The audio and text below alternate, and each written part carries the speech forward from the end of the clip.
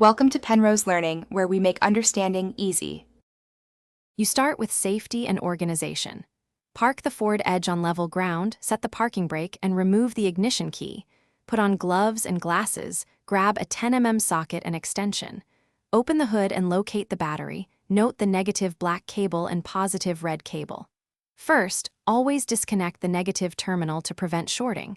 Loosen the nut, wiggle the clamp free, and tuck the cable away from the battery.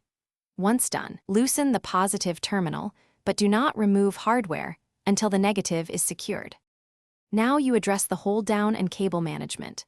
Remove any plastic battery cover by unclipping or unscrewing the fasteners, then unbolt the hold-down bracket with your 10 mm socket.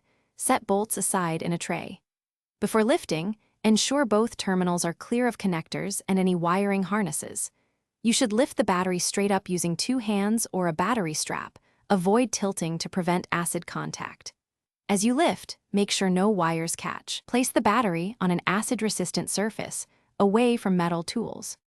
Finish by cleaning and preparing for installation. Scrub terminals and the battery tray with a baking soda and water paste to neutralize corrosion, rinse and dry completely, and apply terminal protector. When installing a new battery, set it in place, secure the hold-down bracket, then connect the positive red terminal first and negative last. Tighten snugly, but don't over-torque. If the vehicle refuses to start once installed, make sure terminal clamps are tight and free of corrosion.